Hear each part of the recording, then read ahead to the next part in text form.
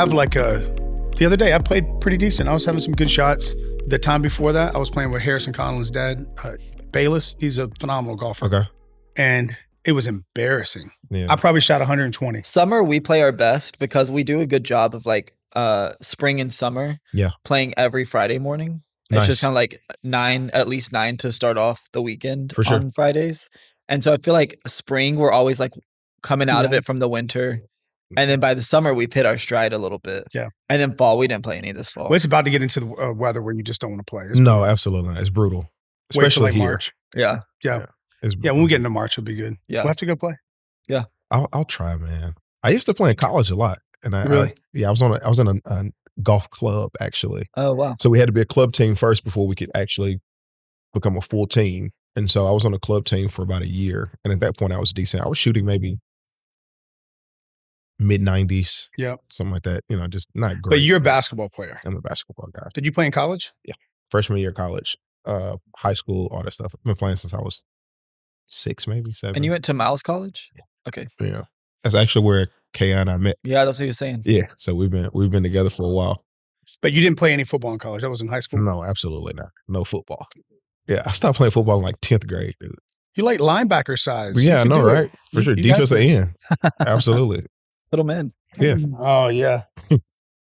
Well, hey, we were in this conversation, I don't know, it was not too long ago, a month or so, a few weeks ago. Yeah, for sure. Conversation on communication. And, I've been around you quite a bit in the last year or so, getting to know you a bit. And I've been very impressed with just your ability to communicate so effectively as a leader. You're a pastor, so you've got this preaching and teaching gift. For sure. How many years have you been doing that? Oh man, I started preaching when I was 19. I'm 34. So okay, so you've had some reps. Yeah, we've been around a little bit. Yeah. But you're a great preacher, a great teacher. Even in some of the training sessions we've been at ARC, you're very didactic, in the way you teach, and you're articulate. And you can take I've watched you take some concepts that are a bit complicated, but you make them so accessible to a person that's maybe super green. They don't have any point of reference to what you're really talking about. Specifically, when we've been training church planners. But even outside of platform stuff, I'm an observer of great leaders. And so I've watched you one-on-one, lock in, fully present with people. And you have this uncanny ability to connect with people. They feel connected to you. And so I was telling Nathan, we got to have a conversation, especially even after our at Think conference when we had that moment. I was like, we got to have Hollis. Man, I love that. I appreciate it, Jason. So yeah, man, I think you're an incredible communicator. And you're a great leader. And one of our essentials, we have these 7 essentials at Sidecar. One of them is communication. And so we talk about that a lot, primarily from the organizational kind of standpoint, organizational leaders that need to cast vision, need to have candid conversations, confrontational conversations, how to lead your staff, how to do one-on-ones. And we're going to get to some of that today. For sure. But I also want to talk about preaching and teaching, because that is obviously a grace on your life and a gift on your life. Yeah. Like Jason mentioned, one of our essentials that we coach in all the time with leadership is communication. It's impossible to be in leadership without being a communicator. I feel like it's the bulk of what you do as a leader. So just be curious to hear from you. When did your communication journey start? When did you start seeing yourself as a leader and seeing the need to be able to communicate? That's a good question. I think that the leadership journey probably developed a little later in life. I think when I think about my story as a communicator, I remember, it's funny, but I remember being 5, 6 years old. My mom's friends would be over at the house and I'd grab a Bible, couldn't really read it. I'd ask my mom to read a verse and I'd start kind of just doing my little explanation of it. And so I think my journey as a communicator probably started there. And then as I got into leadership roles, I began to realize, oh, wow, this is kind of how I always end up leading something. It's because I sort of etched out this space as a communicator. And so even what you said earlier about the importance of communication, especially as a leader, I didn't originally see that symbiotic thread. It was really my experience as a communicator that sort of moved me against my will almost into leadership positions. Wow. And then I learned, I can leverage my ability as a communicator to kind of help me grow as a leader. Yeah, that's really good. Now that you say that, I'm thinking pretty much all of the leaders that I've been inspired by, organizationally, if it's at church, in a business, whatever, they all had this incredible ability to be able to communicate with authority, with grace, storytelling. Absolutely. And they would captivate you. They'd pull you in. They were able to mobilize you because of that. I don't even want to say that gift of communicating, because I think it is a gift, but I also think it's a skill that you can develop. It is, absolutely, right? 100%. So, there may be like somebody that's listening to our podcast, or like, I just got into leadership. I don't think I'm gifted as a communicator, but I'm a leader, so I've got to learn how to communicate. So I think I want to talk about that for a second. Like, once you discovered your gift, what did that look like when it came to like honing that gift and developing that gift? That is a loaded question. I think one, you've got to understand what type of communicator you are. Yeah. You talked about storytelling. I think that's primarily the way that I communicate. No one can resist a good story. Yeah. That's why we were just talking about that today. It's one of the most powerful things in the world. Psychologists say that's the natural way that our brain remembers things. For stories. sure. Yeah. Absolutely. So this narrative sort of storytelling, I think, comes natural to me. So I think it's understanding, okay, how do I tell stories? How do I communicate? For me, it's storytelling. And one of the ways I think I've honed that is by reading. Really? What type of books? Stories. Yeah. Really? Yep. Like fiction? Absolutely. Yeah. So Dr. Timothy Keller used to say that. He said, he goes, you need to, now we all know that he valued the word of God, but he was like, some of you preachers need to put down your Bible, put down your newspaper, and pick up a fictional book. And he's like, it will captivate your imagination, and then you'll be able to, it'll kind of train you to think like that. Yes, sir. To think bigger and story and that homiletical plot, so to speak. Because here's the thing, it's nothing like the aha moment in a book where you're like, oh, it all makes sense now. Yeah. When you finally get to that moment where it's like, now you understand chapter 1, chapter 2, chapter 3. And so as a communicator, you talk about like honing that skill. Yeah. That's the moment that I'm really after. Yeah. Yep. Is that aha moment. It's like, oh, now I understand what he said 5 minutes ago. Yeah. So would you say that reading books shaped you more as a communicator, even more so than listening to other preachers or communicators? Yeah, 100%. 100%. Wow, that's fascinating. Because a lot of times when you talk to guys, they're like, they'll reference like 3 to 4 communicators. Successful preachers or teachers. Not authors. They always will kind of go back to like a preacher, or for some people, they'll be like, some of my closest friends are like, I tell you who I learned from, Dave Chappelle. He's like, absolutely. one of the greatest storytellers. Yes. Yeah. It makes they stand on stage for 45 minutes and have to be able to captivate an audience for that. For sure. Yeah. I think it's great though. Let me ask this question. What were maybe 2 or 3 of those books that you even still think about that you read? Can you think of one? Yeah, man. Their Eyes Were Watching God, Zora Neale Hurston. It's a personal favorite of mine. Just kind of seeing this natural event. It's obviously about like this disastrous, like natural occurrence, right? But just kind of hearing how, or really reading how that story was just so wonderfully woven, and then being able to see it. Yeah. Like that's I get excited thinking about it, because it's like I'm reading it, but I'm almost seeing it like a movie. Years later, they turned it into a movie, and I felt like it was my second time watching it the first time I watched it, because I read the book so much. And I think that's been one of those major ones that I would say has really shaped the way I tell stories. It's funny that you mentioned Dave Chappelle though, because even listening to him and his storytelling, I think it's had a huge impact on the way I communicate too. That's great. Yeah. When you look at your sermon, do you see it as this story? Like Tim Ross, he's become a friend over the years. Sure. He talks about, I don't think I've ever seen Tim write down the sermon. I don't think he writes down the sermons. Yeah. He says he sees it in like a movie in frames. And it also helps him, like when he's explaining this frame in the film or in the sermon, then he's finished with that and he's able to easily go to the next frame. Well. And so it helps him with being able to be more conversational, storytelling, but then also like the memorization of it. It's less of you're memorizing a script. It's more so you've internalized this story. Yeah. Do you see it like that, or do you see like an outline? No, I think I see it as a movie, and I think it's a certain freedom that comes with that. Especially as a preacher, right? We've got the same book that we're using as reference material, and there's 1,000 guys who are going to say it better than me. We've all got to find a way to take this same story and make it relevant time and time again. If you're a pastor and you're a teaching pastor, then you have to do that every weekend, right? Yeah. And so possibly even multiple times on a weekend, depending on how many services and things like that. And so seeing it like a movie, it allows or gives me the freedom to where in a particular service, it may take on a particular feel. because I'm not necessarily as tied to a script or an outline. Yeah. I'm more so telling this story. And now instead of it just being me on this journey, I think that's how you kind of captivate an audience, because now you all are on that journey, and it becomes more of a dialogue that way for me. That's great. I know one of the things you mentioned is you've got to be able to find your own voice. You know, hundreds of people are going to say it better than you can. Absolutely. But you've got to have the awareness to know what your voice is. And I know for me in my own journey, I feel like there's, especially being earlier on, a lot of times you will naturally navigate to, here's a few different voices or stories or authors that I really resonate with. And that helps you to figure out what your own voice is. But then I do think there is a time that you move from, rather than echoing these people, stepping into your own voice as you mature in your own communication. And so, but I do think there's a tension in that of wanting to learn from others while not copying them, or so to say, putting on Saul's armor as David did.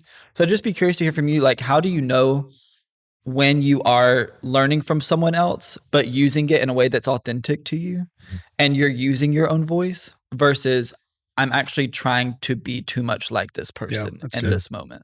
That is, I think that's the tension that most communicators find themselves in, especially when you first start. Or even when you kind of go to another, I don't want to say level, another area. You know, I went from being a staff pastor who was also on the teaching team, not communicating every weekend, right? Often, but not every weekend. So now as a lead pastor, communicating most weekends out of the year. And so when you're in those moments, either just beginning or kind of going into a new realm or sector, I think that's when there's this temptation to kind of rely too heavily on these models that you have. So one of the things that I try to use as a measuring stick, and it can be somewhat abstract, but I think it's still valuable, is how authentic does this feel to me? Like, I think when you're being someone else. Performing. You know when it's like, hey, I'm just kind of mimicking. And so I think that's the difference. If I could give you a framework, it'd be that. It's a model versus a mimic. Right. I want to model after, maybe still I listen to guys, I watch people. I'm like, oh man, he said that great. Or man, you can tell she's well read. So it's okay to model. I think the problem is when we start mimicking people. That's a good word right there. I'm curious. You talked about your communication transitioning once you went from being a staff pastor to a lead pastor. For sure. When you were a pastor on staff, maybe in a number 2 seat on a teaching team, how did you honor the lead pastor of that church and the voice that he had set, while also using your own voice in that moment as well? I think you have to become an echo before you can ever be a voice. That's great. One of the ways I've said it for years is when you're not the lead pastor or the CEO of the organization, then what you are for that person, you're a translator. Like you're translating their message, to their culture, audience, to maybe audiences that they're not in front of, that you're presencing them. Or sometimes if it's a senior pastor that's like older and you're a youth pastor, well, it's not about your message or your culture or the things you value. It's your job is to translate the same message and the same culture and DNA of that senior pastor, but in a relevant language that that students may understand, or whatever the role may be. You're a translator. I love to think of it like that. Let me ask you this question, and I want both of you to kind of respond to this. Okay. You can't hit it out of the park every time. We know that. I didn't feel like I hit it out of the park this past Sunday. So you're not going to hit a home run every time. How do you handle that when you feel like, I think you're kind of in your most vulnerable state when you walk off the platform after you've just feel like you've botched a message or you just weren't clear or whatever. How do you deal with that? How do you process that as a communicator? The odd thing is that the messages that I felt the worst about coming off stage tend to be the ones that God has used the most. And so I think that's the first thing, is like this reminder. It's like, hey, you do your part. The rest is on God.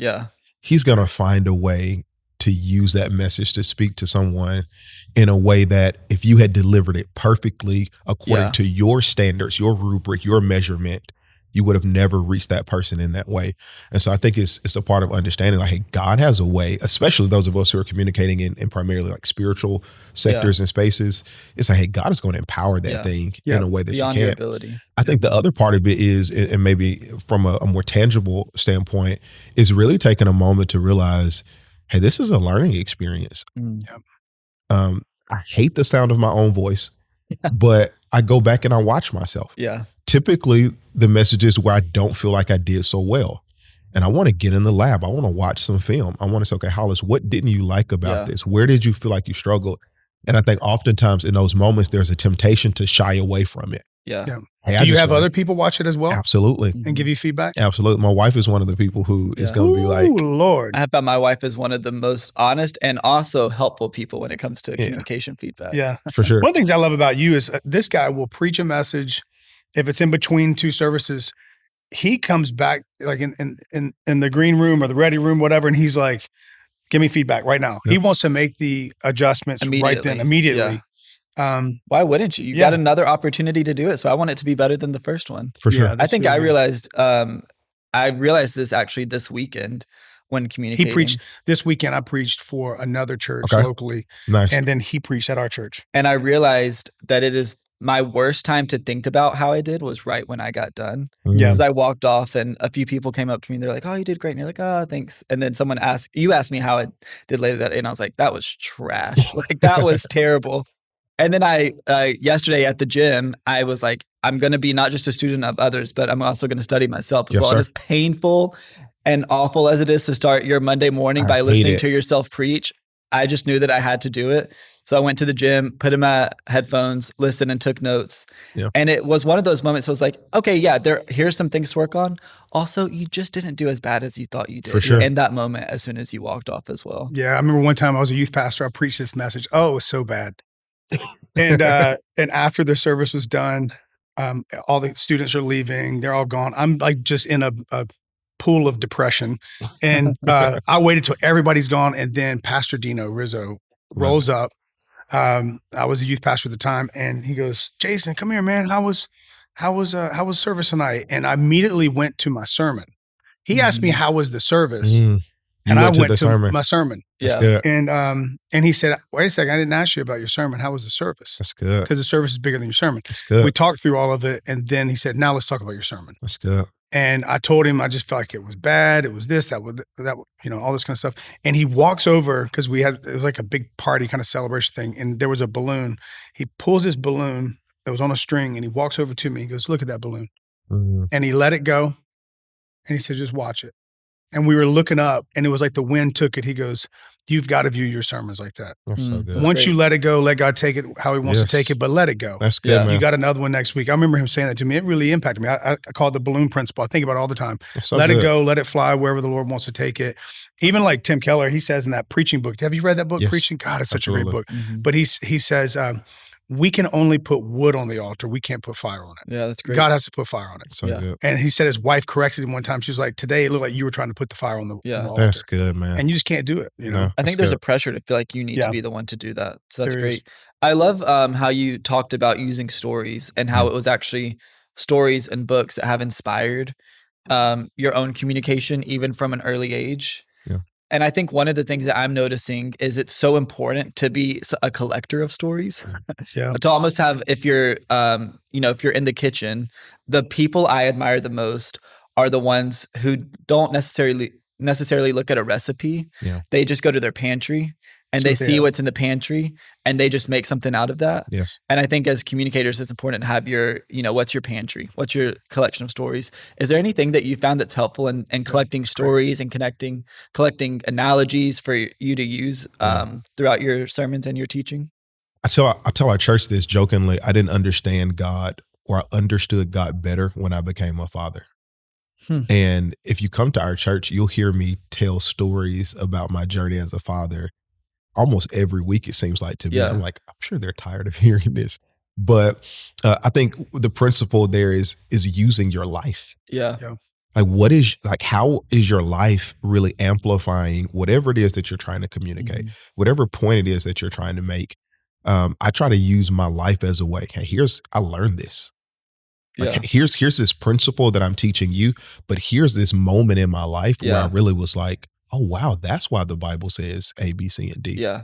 And so I think really becoming a student of your life is important. That's great. Because I think that's almost the key to authenticity. Mm-hmm. It's like, I'm not trying to be. You're not teaching something you haven't learned. Here's how I learned this. Yeah. And I think oftentimes people will then, even if they can't directly connect to the instance in your life, they begin searching theirs.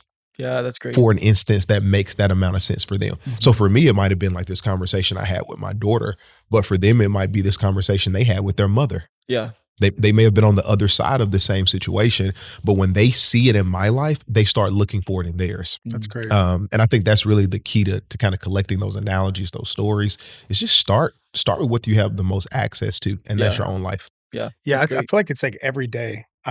Yeah. I don't know necessarily that I'm looking for them. For sure. But I am more aware of the fact that story is happening nonstop. Yeah. Mm-hmm. And so if I'm going to be a good steward of the moments and the story, then it's like, I've got to write it down, take note of it. And it's interesting. Like, I could probably work in current stories almost every single weekend if I'm just more intentional about it. For sure. Rather than just pulling on the story that I know works from 5 years ago, 10 years ago, thinking through what is that fresh story now? Yeah. Because you can take the same principles and same truths that you've been teaching, but adding new story to it, it brings it even to life even more, you know? Yeah, for sure. I would love to talk about this for a second. I've watched you in different environments speak in very diverse, different groups of people. It could be diverse because of race, age. It could be you're speaking to pastors, or you're speaking to just the staff member that maybe is in administration or whatever. But I watched the pattern that I've seen with you is that you have an ability to connect when you first get up there. Like, what goes through your mind? What's your process for thinking of like making that initial connection? Maybe even like whenever you show up and you're speaking, because you travel and speak a lot, right? For sure. So if you show up in a new environment, they've never heard you, they don't know who you are, and you've got to win them over. What goes through your mind? How do you think through that? Yeah, I think it's important to have a conversation. And that's the way I approach those moments. If it's 1,000 people in the room, or if it's 10 people in the room, if it's a one-on-one moment, I want to just have a conversation. Yeah. And I think that takes the edge off. And the faster you can do that, the better. Typically, I do it through some type of joke. Oftentimes, humor opens it up. I'm jocular by nature, and so I'm going to find something that's going to help us smile. I may tell an interesting story about, something that happened right before I came on stage. Hey man, I'm so excited to be here. Man, just before I came on stage, my wife just texted me and said, I'm just going to find something quick that we can just and it's going to take the edge off for me. Mm-hmm. But then what I also found is that often is going to be that initial inroad that I'm going to need to just get the crowd to just lean in just a little bit. Yeah. And then from there, we go further. But I think the sooner you do that, the better. That's what I try to do the same thing. I mean, we travel and speak at churches and stuff for conferences. And when I first get up, I feel like the first few minutes are more so for me. I'm trying to take the edge off before I get comfortable, for sure. But it also is like, if I feel like I can see a smile or get a little bit of a laugh, I feel like, okay, the woo kind of factor is coming out. And now it's like, okay, I'm settled in, you're settled in. Now we can start going. I heard Andy Stanley one time, I think it was at like a Catalyst conference or something. He was talking about the value of connection when you're communicating. Content is important. We know that. You got to have substance. But content without connection is no one will care. No one will care. So he said this. You've maybe heard him say this before. He had the same exact message in content that he spoke at 2 different conferences, like a week apart. And the first one, it just crushed. And the feedback was like, it was amazing. Yeah. Second conference, he got really bad feedback on the conference. And he was like, I got to go back and watch both of these. And what he realized is in the second conference, there was something that happened. It was like a technology kind of glitch or something with his notes or whatever. And it was eating his time. So he actually just live edited the connection portion of his sermon and just went straight to the content. Mm-hmm. And so he said the thing that made the same content amiss was he just lacked connection with the audience. Yeah.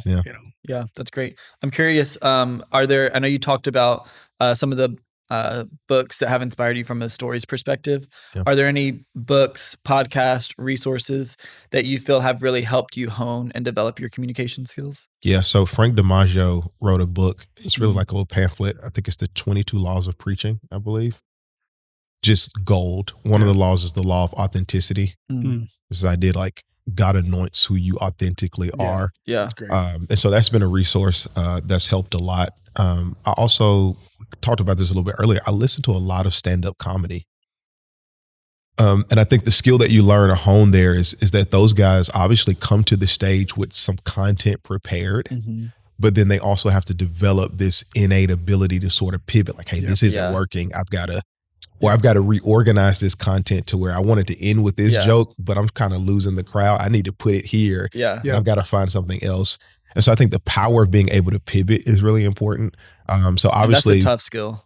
I'm learning that one right now. It's the hardest thing. I have not learned it. I think I've learned the need of it. But I'm still learning exactly how to do it. But yeah, Frank DiMaggio's 22 Laws of Preaching, a killer book. Spent a lot of time listening to stand-up comics. Obviously, Craig Groeschel's Leadership Podcast is one. I love the way he's so detailed, so clear. He is. And it's just clarity is king. That's his superpower, man. Man, He's so clear. if you can be clear, dude, I tell people all the time, to be unclear is to be unkind. Yeah. If you can hone clarity as a skill as a communicator, and that translates to any realm. It's great. So if you're communicating in a boardroom to executive staff, be clear. If you're communicating to your children, be clear. If you're communicating from stage, no matter what arena you're communicating in, clarity is a skill that will 10x your ability as a communicator. Because if people can walk away with a clear understanding of the idea, strategy, the principle that you are attempting to translate from your mind into theirs, because that's what communication is. I'm just trying to take something out of my head and put it in yours. Right. And if you can be clear and they can walk away with the clear understanding, you won. You did your job. That's great. We always say clear over clever. I think it's easy to want to come up with this alliteration that sounds great and sounds, cool in the moment. But it's like, if you say that, but no one can remember it or they can't unpack it for themselves, for sure, you've missed the point. Be clear, man. Yeah, that's really good. Well, you kind of started to touch on this a little bit. I think it's a good spot to kind of shift gears and talk about some organizational communication. Let's talk about conflict. Like being able, if there's a conflict or there's correction that's needed on your staff with your team, speak to that a little bit. Like, how do you go about communicating? Obviously, clarity is a big point. Absolutely. You're not going to confront someone unless you first have clarity on what it is you want to confront them about or the conflict. Speak to that some. So for the person who's initiating that conflict, I think you have to understand that we got to change. Rich Wilkerson says it this way. He says we have to change confrontation's connotation. Like, it's not a bad thing. Like, confrontation it's a gift, right? And so I think that starts your prep work. The other part of that, I think, is, I learned this years ago in the coaching space, is that I try to be more inquisitive than accusative. That's great. I try to approach this. I want to ask some questions. Hey, here's an observation that I made. Kind of help me understand how we got there. That's great. Proverbs talks about that. It says a fool just seeks to air their own opinion. Absolutely. But the wise seeks understanding. Absolutely. We were literally just in the car on the way here. Talking about this. There's somebody that wants to have a conversation that's a little confrontational. And I'm excited to have it because I want to seek understanding from their perspective. For sure. But then they text me and said, just brace yourself because I'm going to let you have it. This is somebody from like 20 years ago. And it's a person, I know the person very well. But so I said to him, I was like, hey, hey, I'm going to give you a call today. And I want you to know my posture is I'm coming to it to seek understanding. That's good. And if you want to come to it with that same type of posture, I look forward to having the conversation. I was like, but if you're not seeking any understanding, then it's a conversation that's not going to go anywhere. So unfortunately, we're not going to be able to have it. So then they backpedal. They're like, well, I just wanted to tell you, I just want to be honest. I was like, that's a whole nother thing. For sure. We want candor. We want honesty, but we've got to seek understanding, No, I think that's important. And I think you do that by asking questions. Well, you believe the best. You don't want to assume for the sure. worst. Absolutely. Yeah, that's great. One of the things that we talk a lot, and I think why communication is so important in leadership is because leadership is often doing something that's just beyond yourself. And communication is the tool that brings others into it and allows others to grab hold of that vision.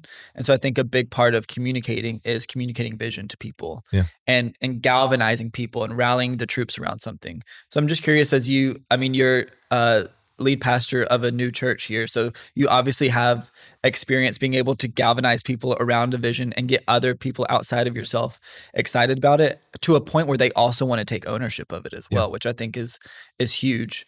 So are there principles or techniques that you use when you're communicating vision to help other people grab onto it?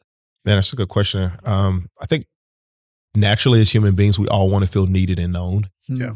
And I think it's important when communicating vision to allow people to see where they fit into it. Yeah. That's great. It's not just my thing that I'm not just trying to get you excited to come help me do my thing. Like here's a vision that needs you. Yeah. Here's a vision that needs your gifts.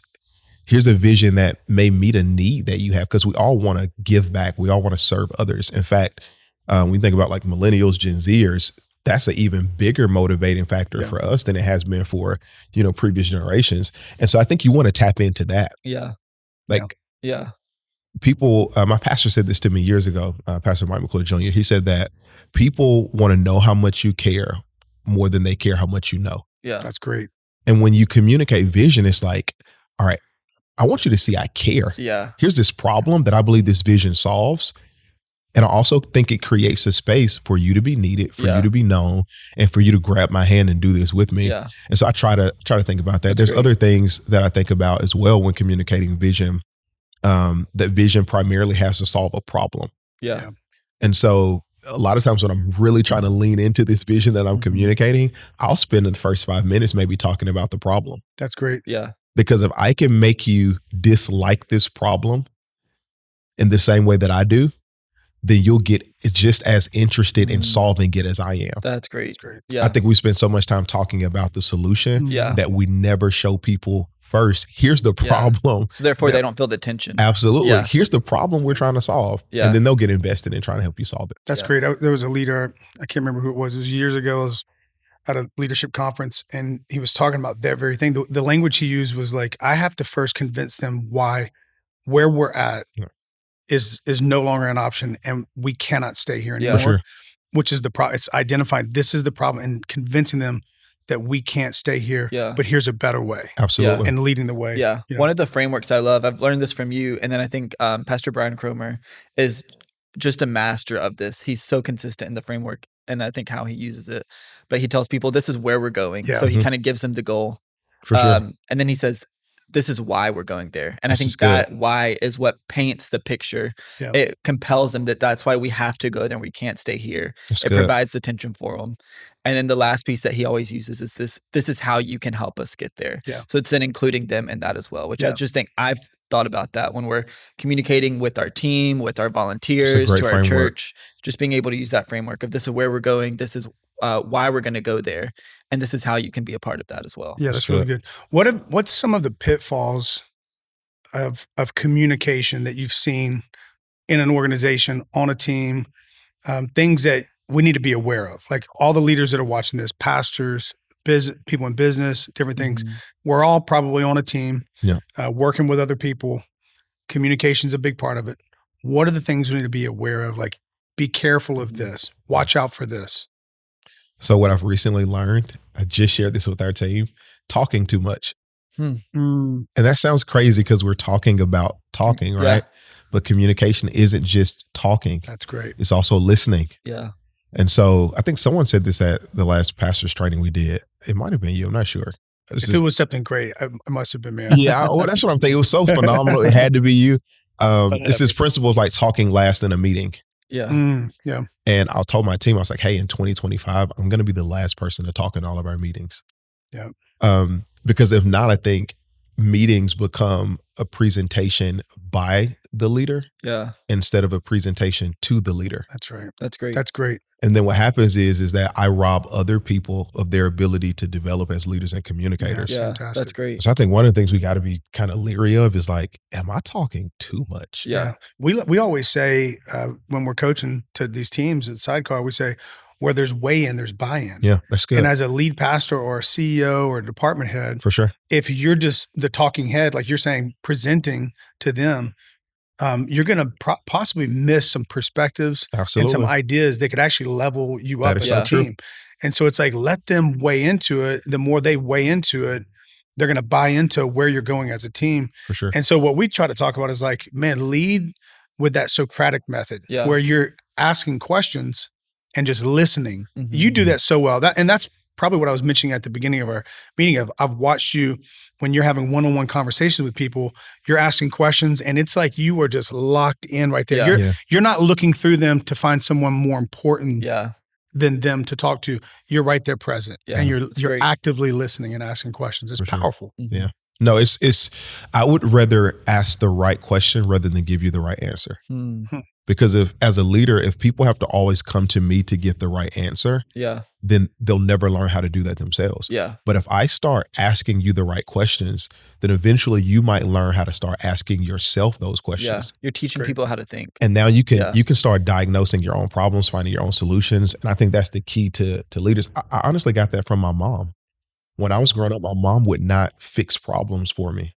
Yeah. Hey, how did you think you got here? Yeah. What do you think you need to do?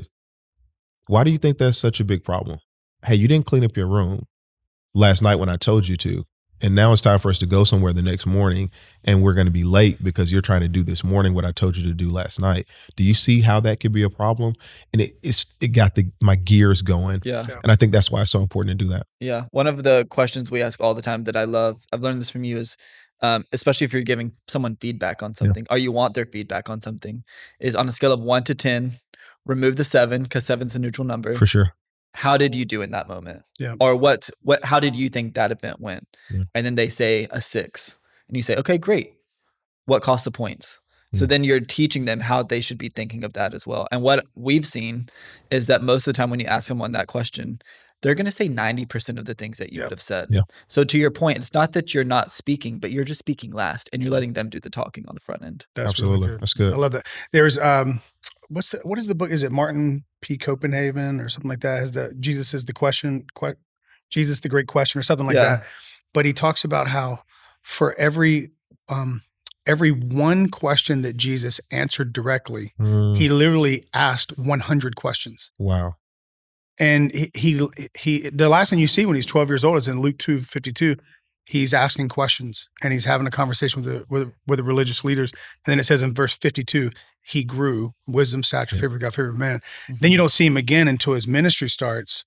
And he grew by asking questions and he led by asking questions. Sir. Yeah. That's good. And that Socratic method, it's like, you don't have to have all the answers. I think sometimes in leadership, that's the pressure that we put on ourselves. Like we have to have all the answers. Yeah. It's like, just start asking really good questions and see where it goes. Yeah, that's great. I'd love to ask you this, how do you oftentimes in organizations, and again, it's not bad, it's a natural part of an organization, there's changes that happen. Yeah. And at times there might be difficult situations or sensitive topics, whether someone's, been removed from staff, maybe there was a moral failure that happened on the team as well. Yeah. How do you communicate well through those and give the right level of transparency in those moments? One of the things that we talk about is kind of the Wheel of Fortune principle. And if you've seen that, there's letters on the screen and our mind's natural assumption and the way that we work is we see that there's gaps and we try to fill the gaps. Yeah. And so if we don't provide enough clarity, people will fill the gaps themselves, oftentimes because it's just human nature, assuming the worst rather than believing the best. Sure. So I'm curious, when you're dealing with those topics that might be sensitive or just tricky leadership situations, how do you handle those and communicate through those? Yeah, that's good. Honor first. Honor is important. Great. You've got to honor, you got to think about, transitioning leaders in or out, or, there's been some difficulty that we're trying to navigate. You want to honor, and you're really teaching the people that you're leading to view difficulty first through that lens. I think something that you just said, which is really interesting, Nathan, is wherever there is a gap, where there's no information, we're going to fill that gap with something. Yeah. We're going to fill it with trust, or we're going to fill it with suspicion. Yeah. And so you want to be clear enough to start kind of filling in that gap yourself. Yeah. And so we talked about clarity earlier. Yeah. I think to be unclear again is to be unkind. And when you're having difficult conversations, it's most important to give a firm understanding of not just what is changing, but here's why it's changing. Yeah, it's great. Yeah. People won't care as much about what is changing if they understand why. Yeah. hey, here's a shift we're making, and here's why we got to do this, man. Our church has grown by 40%. Hey, this organization has doubled in size. And, I know you've ran this department and you've done a great job. I want to honor you for that. But we've got to get somebody else on this team with you, or else we won't be able to handle what's happening or what could happen in the future. And when people understand that why, they start understanding how change not only serves the organization, but how that change also serves them. And I found that healthy and helpful on my journey. Yeah, that's so great. good. I think it's easy to feel like our natural tendency is to over-index on what is changing and under-index on why it's changing. For sure. And I love how you just put that into perspective. Yeah. Hey, man. Thank you so much for sitting down with us. Thank you for having me, man. I said it at the beginning, I'll say it again. It's the bookends. You're a great leader, a great communicator. Thank you. And it's been an honor to have you on the podcast. Thank you for pouring into our audience. For sure. And also for us, just get to learn. I absolutely. mean, there's some amazing things that you said today, and we're going to take those with us. So thank you, bro. No, thanks, guys. For sure. Hollis.